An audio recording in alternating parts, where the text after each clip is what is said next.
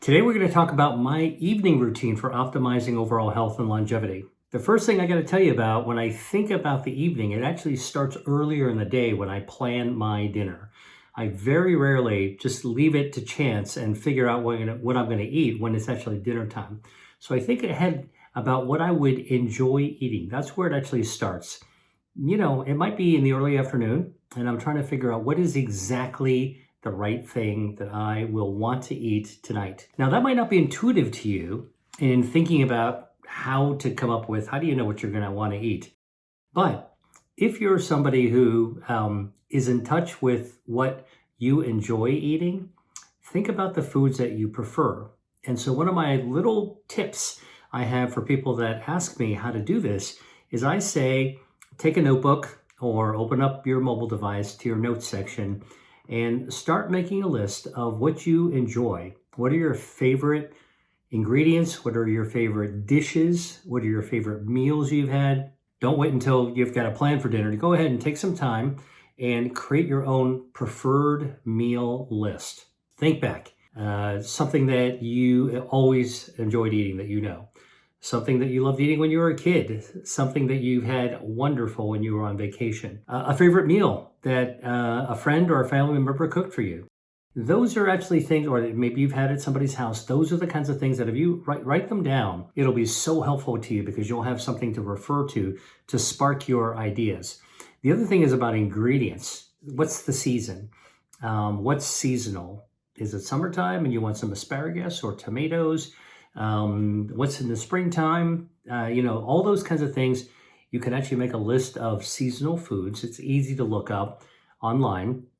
And if you make your own list on your mobile device, on your notes section, and you can flip through it really, really quickly to say, is there anything on here that seems to be just the right thing that I feel like eating later? That's actually what I do. That's my little tip on healthy eating. I'm actually very mindful and conscious of what it is that I would want to eat. And then it gives me something to look forward to. And planning is actually part of healthy living. That's one of my secrets. If you plan and think ahead, you're not going to leave it to chance and just let yourself bump into whatever. That can happen every once in a while, but I think from optimizing health and optimizing longevity, having some careful, deliberate thought ahead of time is really important. There's a couple of things to tell you a little bit deeper about that. If I'm going to cook, I got to get the ingredients. Do I have them? So, this is where I will need to do a mental checklist of what is necessary if I'm going to cook a meal that I feel like eating. And I might need to check the refrigerator or the pantry to make sure that I have everything that I need. Because I might need to actually stop by a grocery store or a market to go pick up some of the things in order to be able to knock out in my kitchen, what I want to eat. Now, if I'm planning to go out or I know I'm going out, I actually am very aware of where I'm planning to go. I don't just say, I want to go out to eat tonight. I try to figure out where I'm going to go, or if I'm going to meet somebody for a pre-planned dinner, I will look up the restaurant, I will click on menu, and I will look through ahead of time what they are actually having on their menu. And I'll start thinking, is there something on there that I actually prefer? Like, what is just the right thing that I feel like eating that day for dinner? And that's even looking at the online menu. And by the way, sometimes looking at that menu will make me go to a different plan. If I thought I would go to this restaurant and I look at the menu, doesn't have what I want to eat, I don't force myself into it. I might just change and go to a different place. All right. So I try to be fluid, and I write about this whole, kind of dealing with your situation in the moment. In my book, Eat to Beat Your Diet, I read a whole chapter about Bruce Lee, and his fighting philosophy was really not to be rigidly stuck to one style or one camp, but to really have the fluidity to be able to move around with your situation to figure out what you're going to want to eat. Now, if I'm traveling, whether it's for work or for pleasure, I usually have more choice of where I'm going to go to eat. Sometimes for work, when I travel for work, I might be lecturing someplace, I might be having a meeting. If I'm stuck in a hotel, oftentimes there's not a lot of really great choices on the hotel menu, but you can still find something. And again, this is where recognizing the good ingredients is going to be really important. Now, The ingredients are actually something that the ingredient lists, you can get the ingredient lists that you can check what you like in my books, Eat to Beat Disease and Eat to Beat Your Diet. If you haven't actually read those books, Eat to Beat Disease and Eat to Beat Your Diet, you can order them online, and there are lots of tables and charts. And what I actually tell people to do is go ahead and open up the book, take a Sharpie or a highlighter, and either circle or highlight all those foods that you already love. Those are the foods, all the foods I list are healthy for you. And if you actually find and identify the ones you love, then you're already way ahead of the game. Then take a picture of that table in your phone, and any time that you're actually wanting to reference something to eat that's healthy, all you got to do is open up your photos and look for those tables that you've already earmarked those healthy ingredients. All right. Now, I believe in really good food, and I believe in good health. And so the idea is actually to identify which foods you like that are also healthy. Now you've got the perfect alignment to make a meal really hit the spot in terms of both your preferences, your palate, as well as your health. Now, the other thing I do is when I'm planning on eating, I plan on eating with people. Now, there's a lot of reasons for that from optimizing health and longevity. Of course, yes, I know it's much more convenient and easy to eat alone. But research studies have shown that it's important for both mental health and physical health when you eat with other people. There's a lot of reasons for this. First, when you eat with other people, you tend to eat more slowly. And that actually is helpful to your health because you then tend not to overeat. When you're eating by yourself and you're on a device looking and you're just like wolfing the food down, very easy to overeat, particularly if there's something tasty that you actually like.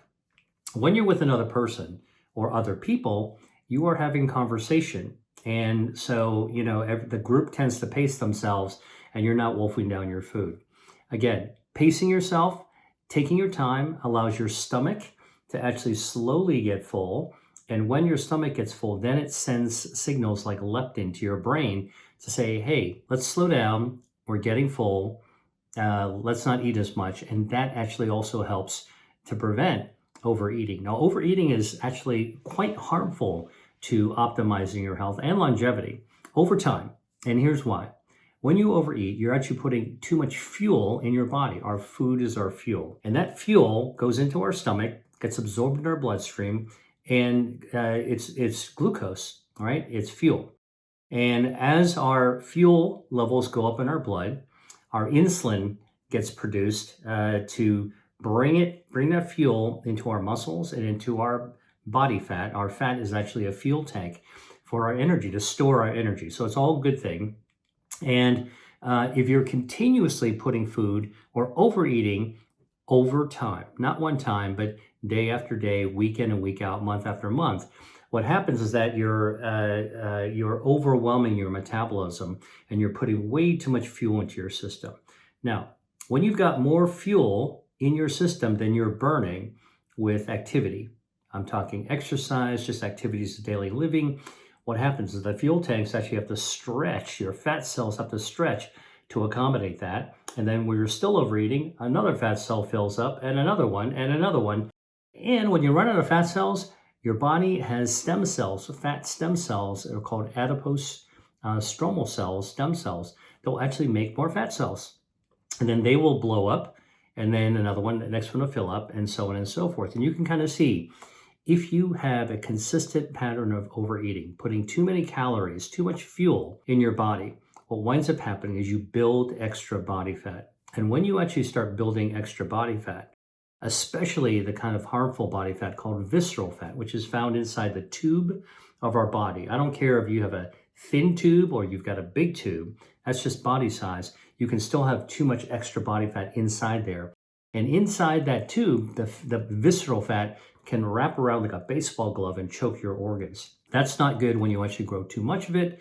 That fat can become inflammatory. And just like in your gas station, if you overflow your fuel tank, right? Let's say there wasn't the clicker that would signal that your tank is full and the gas kept on going in, what would happen? The gas would flow out of the tank, down the side of the car, around the tires, and pool around your feet. and then you'd be standing in the middle of a dangerous, flammable, toxic mess. And that's actually what happens when you overeat. So one of the things that I try to do is be really mindful that I'm not going to overeat, and eating with company is one way to actually do that. Now, obviously, I can't eat with company every single night. There are times that I'm eating by myself, but I have to be mindful, and I'm going to be mindful of that I'm not going to overeat. All right. And when you're eating alone, one of the things that's helpful about being mindful is not staring at the screen or watching a video. It's like eating popcorn in a theater. It's very, very easy to eat the whole thing. Now, in the blue zones, part of the community pattern is actually for people to eat together. Friends eat together, families eat together, community members, extended family members eat together. I know that's not possible in every circumstance, but again, that is something that I think about, that it helps me optimize my health and optimize longevity. We know that calorie overload in the laboratory actually shortens life. Then you talk about those animal models for longevity. We also know that calorie restriction, like removing a third of your calories, starts to actually improve your longevity. It slows down cellular aging. And so on the basis of trying to eat less, which then doesn't cause overload, which doesn't cause fat to build up, which doesn't cause inflammation, you also get the fringe benefit of actually slowing down cellular aging. That's with mindfulness, which comes with eating together, and thinking about what you're going to eat ahead of time is also really, really useful. Now, there is a reminder for myself not to overeat, especially when I'm eating by myself. And it's an old Japanese phrase called hara hachi banmi. Hara hachi banmi. It's an old Confucian saying, actually translated into Japanese, that basically means stop eating when you're 80% full. All right? Leave the party before it's over, And how do you do that? Well, when you eat slowly, and you pay attention to how your body feels, how your stomach feels. This is actually a process called interoception, all right? Proprioception is feeling on the outside. Interoception is how you feel on the inside. When you get in touch with your own body and you feel pretty much how your stomach is filling up, hopefully not too quickly, you'll know when you are satisfied with your food, but not full. It's a fine line, but you'll actually get there when you actually go, you know what? I feel pretty good. I feel pretty satisfied, but you don't feel full. Too often, we actually eat until we're full, and then there's still more left, and then we want to take seconds. That's almost instantaneous overeating, overconsumption, overloading on calories, and overloading our metabolism, and setting up for that dangerous, toxic, flammable mess. So I try to practice hara hachi banmi, which means that I stop when I am 80% full. Now, the other thing that I do to optimize my health in the evening after dinner is I will deliberately take a break, and with regards to whatever's going on, and I'll try to go for a walk. Now, walking is actually a great form of exercise. Swimming is even better, but walking is actually really great. And you don't need special workout clothes. You don't need to belong to a gym. You can just walk, go outside and walk around the block. All right. And if you're not in a place that you can safely walk around a block, you can walk stairs, you can walk around your house. And people go, what am I going to do for half an hour? Walking, very easy. One is actually to just chill out, take it easy, be mindful, enjoy your surroundings. Take a look at the outside around you. That's actually really helpful and calming. For me, it's very, very calming to be able to do that. Now, I know sometimes there's a lot going on in my head. I need to be distracted. One thing, if you really wanted to do it, and sometimes I do it, I'll put on my favorite podcast, or I'll put on a podcast episode that I haven't finished listening to. And while I'm walking, I'll actually be listening to the rest of the podcast. Anything to get 30 minutes of actually movement, all right? That gets the blood moving, that actually helps to burn some calories from the food I've just eaten, and it actually will help me sleep a little bit better as well, which is very, very important for detoxifying your brain, important for actually rebuilding your gut microbiome, rebooting your gut microbiome, and helping to fine-tune my immune system. And so those are something important to do. Now, the other thing when you're walking is it actually, improves your circulation. Blood is flowing through my muscles when I'm actually going for a walk. And what happens when blood flows through my blood vessels is it actually helps to give a little workout to the cells lining my blood vessels called the endothelial cells. This is the inner lining of blood vessels. And when you actually exercise, and even walking will do this, you get the lining exercised as well. And that lining is critical to keep in good shape. So exercise helps endothelial health, which is vascular health, blood vessel health. And we've got 60,000 miles of blood vessels in our body. All of that can actually be kept into shape by going for a walk. And this is what I do after dinner, whenever I can, for 30 minutes. Now, of that 60,000 miles, by the way, 400 miles of them are into our brain.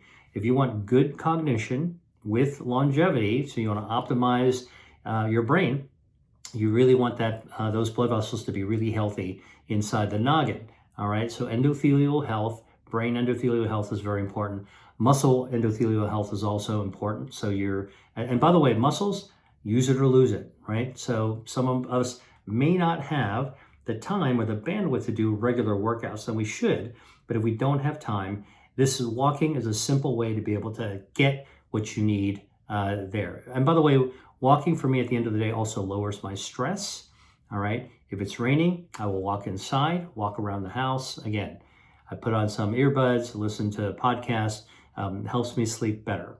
Clinical studies have actually shown that regular physical activity like walking lowers overall mortality and can give you an extra year of life or two compared to somebody who doesn't exercise regularly. And by the way, I do need to actually tell you something important. There is this urban legend, I'm sure you've heard it, that you should be walking 10,000 steps a day if you want to be healthy, right? So people, they're on their wearable, they're tracking, and oh man, I'm only 7,000 steps, I want to beat my 10,000 steps. Well, that's actually an urban legend. And you might be, your jaw might drop when I tell you where that came from. But there's no science behind 10,000 steps. In fact, the history of the 10,000 step for health idea was that it came from a Japanese step measuring device way back decades ago, where they came up with a marketing slogan to say 10,000 steps for your health. And so you should buy their measurement system to look for 10,000 steps. It's a marketing campaign, worked really well. It obviously has even gotten into the medical community where doctors are talking about 10,000 steps, but it's not really, really true. In fact, there has been a clinical study looking at steps and overall health, and it found in a study of 226,000 people that even 3,800 steps, almost a third less than 10,000, okay, can lower overall mortality. All right, so you don't need 10,000. Hey, if you can do 10,000, go for it. But even 3,800 has been shown, less than half, okay, almost a third, can actually lower overall mortality. So if you're really aiming for optimizing your health and mortality, think about that. Can you take an overall course of a day, 3,800, whatever you didn't walk during the day, hey, a half an hour walking after dinner might help you close the gap and get what you actually need. Now, the other thing that I think about to optimize my health and think about longevity is that I don't eat after dinner. So when I eat dinner, I'm enjoying my food. I'm savoring my food, as I told you. I'm looking forward to it. I've deliberately chosen something. It happens to be just the right thing that I wanted that evening, that day. When I'm done, I put the dishes away, all right? Or if I'm at a restaurant, I put my fork and knife and I'm done, and my dishes are taken away. And after that, I don't eat again for the rest of that day, for that evening. In fact, I'm not going to eat again until the next morning. And guess what? Even though when I was much younger, I had a habit of kind of going out and grabbing a bite, or, especially I was working late. I can tell you when I was in college and I was in medical school, this is the younger me, you're going out and getting a snack, and if you're with friends, let's go out for pizza or whatever. I don't do that. All right. When I want to optimize my health and I think about how to optimize longevity, I don't eat after dinner. Put the dishes away, and that is it. And let me tell you why I do that. It is because my last meal, when I eat it with calories in, my glucose levels go up, which is absolutely normal. I don't like to use the terms glucose spike and glucose crash. That's really not a great way to think about it. It's more like a gentle wave that normally happens. It's completely normal for you eat food, food is fuel, your fuel levels go up in your blood. Now your insulin comes out and helps to bring that glucose into your muscles and into your body fat, as I said earlier. All right, so then your blood sugars go back down to where they need to be. And then into your next meal, it kind of comes back up again. Well, what I do after dinner is I put my dishes away. I don't eat anything. So that last rise of my blood sugar and insulin goes up, and then it comes down because my insulin has drawn my energy into my muscles and my body fat as fuel store tanks, okay? That's it. I don't eat again. And then the insulin levels will go down. And when the insulin levels go down, something remarkable happens to my metabolism, to your metabolism too. And that is while we're eating during the day, all the way up until dinner, our metabolism is a fuel storing mode. Come on, give me some more. I want to store that fuel. Makes sense, right? Like basically we're machines. We need fuel to run. But in your last meal, when you're not eating and the insulin goes down, our metabolism shifts gears. I say it's like a race car. You shift gears like a Ferrari, and now you're not storing fuel anymore. Now you're burning fuel. You're burning fuel down. You're burning down those calories that you loaded up on during the day. It's like a car after you fill it up. Now you get in the driver's seat, turn on the car, and drive down the highway, and now you're burning down fuel. That's what happens when you stop eating. You're not filling up the tank anymore, and the insulin goes down. That's the trigger for your metabolism to shift into gear. All right, into fuel burning mode. Now, I know that if I snack at night, what happens after dinner, if I'm going to grab a snack in the middle of the night, my blood sugar goes up, the insulin goes up, guess what? I derailed my metabolism, shifting into fuel burning mode. Now it's going to go back to fuel storing mode. So if you're taking a midnight snack, you're cutting into the time, that precious time you have in the evening for your body to be actually in fuel burning mode. So what I do to optimize my health after I push the dishes away, all right, I don't eat again until the next day. And that's just fine. I'm eating, I stop when I am 80% full, I put the dishes away, and that's it. I'm not stuffed, all right? And then I'm actually gonna go out for a walk. I'm burning off some of those calories. I'm getting my circulation going. I'm helping endothelial health, right? It's going to make me sleep a little bit better. And then I'm actually ready to go to bed. That's what I do. Now, I will also, in the evening, I'll sip a cup of tea. I know for some people, the caffeine in tea gives them the jitters or makes it difficult for them to sleep. But for me, I can actually tolerate that. The caffeine of tea, which is a lot lower than coffee, doesn't bother me very much. So I will sip green tea. And it turns out that studies have shown that drinking tea relaxes you, calms you down, lowers the sympathetic nervous system. And so you're actually in a calmer state of mind, which actually helps sleep. Now, in addition to green tea, and sometimes I'll have jasmine tea because I like the floral notes of it. It's also very relaxing. It's kind of like aromatherapy and tea therapy. You know, like one is in your nose and into your brain, the other one's inside your body. It makes me very relaxed. The other thing sometimes I'll have is a probiotic tea. A probiotic tea is like Pu'er tea, P-U-hyphen-E-R-H. Pu'er tea is from the city of Pu'er. It used to be a town of Pu'er in southwest China. They have smoky fermented tea. It's a digestive. It actually helps me feel like I'm digesting my food, which is the tradition of drinking this. But it's a probiotic tea, and it actually has its own healthy bacteria. And so when I'm actually drinking that tea, it doesn't break my fast. It doesn't actually cause more insulin to go up, but it actually feeds my gut bacteria. And I know when I feed my gut bacteria, it helps me lower my inflammation, helps me digest my food, improve the way that my body processes lipids. Okay, helps me manage my blood cholesterol a lot better, and it text messages my brain in order to be able to release social hormones and hormones that actually put me in a better mood, which is what I want to be at the end of the day. All right. Now, there's a lot of studies on tea that show their benefits for longevity, decreasing the risk of cardiovascular disease, diabetes, obesity, metabolic syndrome, some forms of cancer, etc. So I actually strongly recommend people to try drinking tea. And if you're sensitive to caffeine, try a white tea. A white tea is an early in the season picked tea. Caffeine is a natural insecticide. So the tea plant makes more caffeine when you pick them later in the summer when there's bugs flying around. But if you get a spring tea, first pick tea, not a lot of bugs, and so not a lot of caffeine. Of course, you can get decaffeinated tea as well. My little pro tip to you is if you're going to get tea, get loose leaf tea. And if you don't like to just have loose leaf tea leaves in your mug for tea, then get a classic teapot where you can actually strain away the leaves, or a tea ball where you can put the tea leaves in there and strain it and you don't have leaves.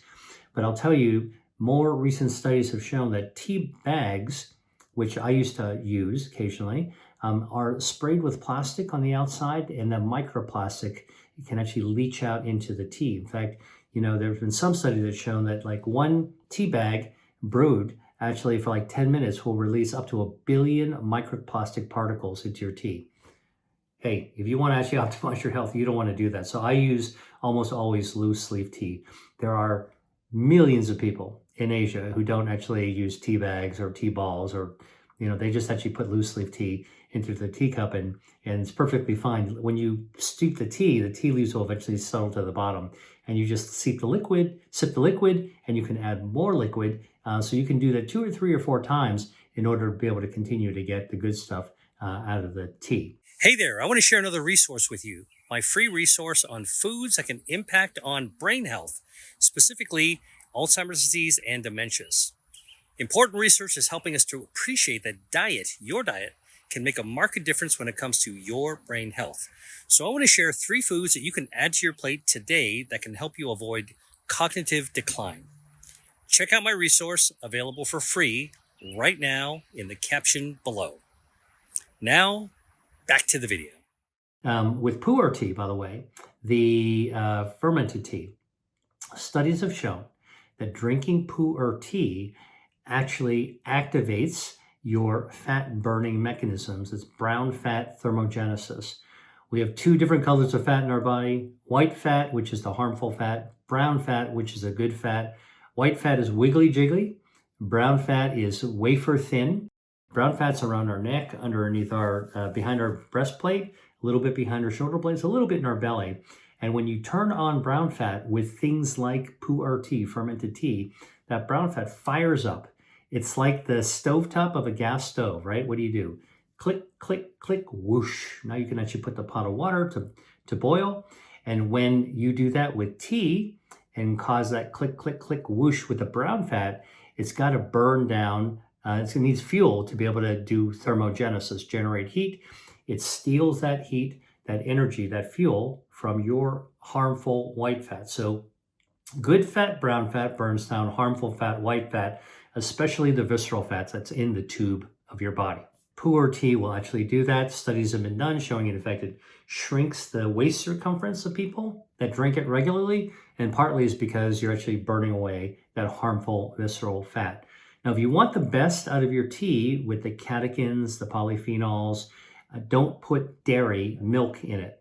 And the reason is that dairy milk will actually contain dairy fat that forms these little fat bubbles that trap the polyphenols. So when you drink it, the polyphenols all roll down your gut. They're not absorbed quite as well. And so you're missing out some of the good stuff. So I like to drink tea straight, but if you really have to cut it, I would actually use a soy milk, an oat milk, a nut milk, totally fine, an almond milk. That doesn't form those little soap bubbles. All right. And then finally, what do I do in the evening? I will wind up doing some reading. Now, I love books. I love to read. I write books and I love to read books. My office and my home is filled with books that I collect and I love, and I read them over and over again. I know a lot of people read on a Kindle or read on their device. I like to read with an old school book, and I actually really like hardback books. Now, the reason is I like the feel of a book, so that's just me. And I like to read and turn the pages. There's something about the tactile aspect of reading old school. But there's another reason that I read hard, like real books as well.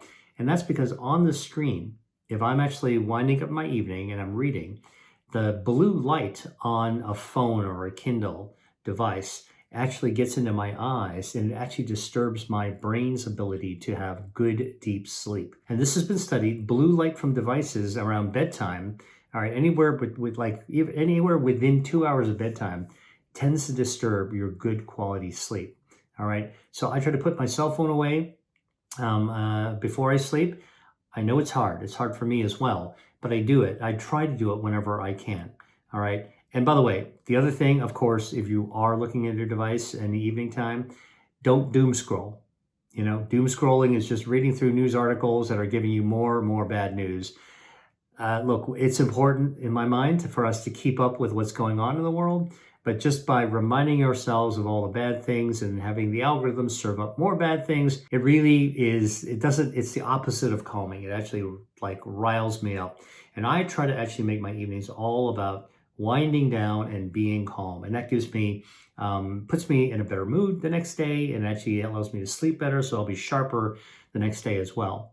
Now, I would be remiss if I didn't tell you that before I go to bed in the evening, I practice oral hygiene. Oral hygiene is, brushing your teeth, flossing, brushing your tongue. All those things are really important because if you don't practice good oral hygiene, brushing teeth, flossing teeth, brushing your tongue, for example, it's a setup for bacteria, harmful bacteria, to grow while you're sleeping at night with your mouth closed. All right, it's like an incubator, all right, a petri dish incubator for that bad bacteria to start growing. And if you don't brush your teeth, any food particles are just essentially fertilizer for bad bacteria, and you get the whole night for it to actually grow, which you don't want it to do. So brush your teeth, get rid of those extra food particles, get rid of some of that bad bacteria, all right? And basically your own gut microbiome, which starts in the mouth, our gut starts with the mouth, will kind of take over, and you'll actually have a healthier mouth, and you'll actually also have better breath. But very importantly, by brushing your teeth, you're lowering the risk of gum disease, gingivitis, all right? Gingivitis has been shown it's an inflammation of the gum due to infection, bacteria, harmful bacteria, has been shown to be associated with heart disease, has been shown to be associated with cognitive decline, dementia, Parkinson's, and even Alzheimer's disease. So look, I'm sure most of us actually brush our teeth at night, but I'm just reminding you how important it is to keep your gums really, really in good shape. Now for me, I'll tell you an extra little pro tip that I do. I happen to know that there are clinical studies looking at a probiotic called Lactobacillus reuteri, R-E-U-T-E-R-I, Lactobacillus reuteri. And this is a normal, healthy gut bacteria. Remember, the gut starts in the mouth. That actually has been shown to lower the risk of gingivitis. And it also fights the good bacteria that fights the type of bacteria that cause cavities as well. To me, that's a winner. So that is actually a probiotic that I take. I actually take the chewable version because I don't want to just swallow it down and it'll tumble down to the lower part of my gut where it belongs. I want to chew it and swish it around my mouth because I want my oral cavity, my mouth, my gums, my teeth, to be able to have the benefit of having that probiotic there as well. Now, I do try to get 7 to 8 hours of sleep every evening. What's the right number of hours? It's different for everybody, all right? I know that we're always asked to give hours. If I were to tell you 7 to 9 hours is sort of the window, let's average it out and call it 8 hours. That's actually probably the right amount. So I'm going to bed later. I'll try to sleep in a little bit, but don't think about it as like cheating your schedule. Think about it as just getting the right amount of sleep. All right. So if I go to bed later, I'll try to wake up a little bit later. I'll just adjust my scheduled hours of sleep. Something about temperature. It turns out that research has been done showing that if you sleep at a cooler room temperature at night, like 67, 68 degrees Fahrenheit, that lower temperature actually helps you get better sleep, and it actually helps to build a better immune system as well. All right. So cool down your room temperature. All right. Sleep for the right amount of time and get that good quality sleep to reset, reboot for your immune system. Now, when I am getting a good nights of sleep, again, 8 hours, deep sleep, I'm refreshed, calm. I'm not trying to razzle dazzle my brain with blue light before I go to sleep. There's something that happens in the brain when you have good deep sleep. There is a sewer system called the glymphatic system in the brain. It's like a sewer system, and it opens up when you're in good quality deep sleep. It's like the sewers of Paris opening up, and it drains the fluid, the toxin that's accumulated in the brain. And in fact, it's been shown that there's nerves that actually push that fluid containing all the toxins that build up during the day. I mean, look, our brain is on overdrive. Everyone's brain is on overdrive, working hard during the day. Whatever you do, it doesn't matter who you are, what you do for work, or what activity you did. Our brain is a super active thing. And so there's all these toxins that get accumulated over the course of the day. The glymphatic channels open them up, drain them right out. And that's why, by the way, if you don't get a good night's sleep, what happens? The next day you feel kind of brain foggy. You haven't cleared out all those toxins. All right. So that's what I try to do, is to get a good 7 to 9 hours, let's call it 8, sleep. My gut microbiome will reset itself during that time, and my immune system also reboots itself. So that's it. I'm telling you what I do in the evening, my process of what I think about to optimize my health and optimize longevity. Hope you learned something, and thanks for watching. I'll catch you on the next video. Hi there. If you enjoyed watching this video, I know you'll love the next one. Stay here and check it out, and I'll see you there.